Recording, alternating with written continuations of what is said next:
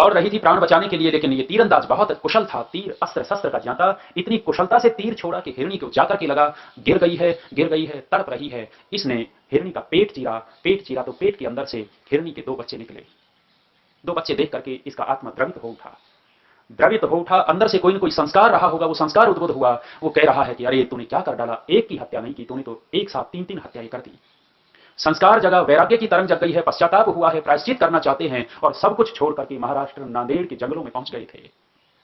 तपस्या कर रहे हैं, वैरागी हो गए हैं। एक शिकारी व्यक्ति वैरागी हो गया और वैरागी होकर के तपस्या कर रहा है, तपस्या में लीन है। यमन लोग सता रहे हैं। गुरु गोविंद सिंह को पता लगा था कि एक वीर अस्त्र शस्त्रों का ज्ञाता और एक नौजवान व्यक्ति वैरागी बनकर के जंगलों में बैठा है।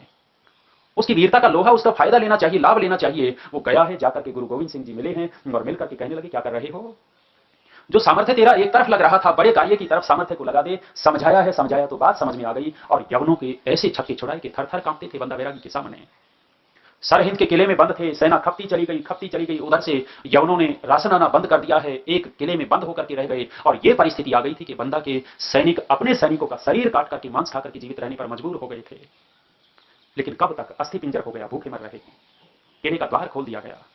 द्वार खोलते ही भूखे भेड़ियों की तरह वो यमन लोग सैनिक सामने खड़े थे। बंदे बैरागी को बंदी बना लिया गया, कैद कर लिया गया और एक पिंजरे में डाल दिया गया, जैसे शेर को पिंजरे में डाल देते हैं। मारा नहीं।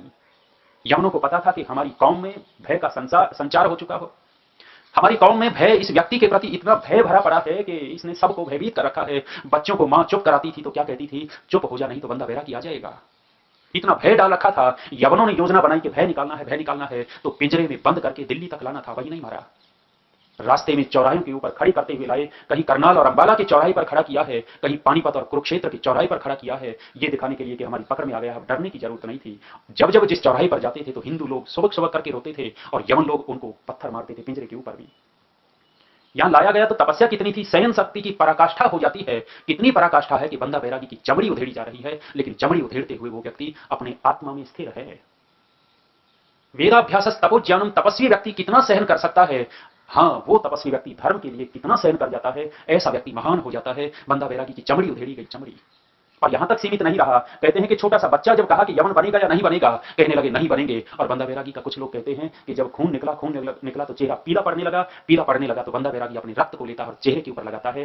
पूछते हैं यमन ये क्या करता है? कहने लगे कि कोई ये न कहे कि बंदा बैरागी का चेहरा फीका पड़ गया।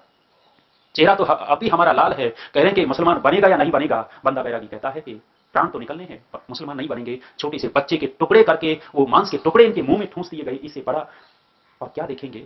एक बाप के सामने उसी की संतान काट दी जाए और मांस के टुकड़े मुंह में ठूंस दिए जाएं, इससे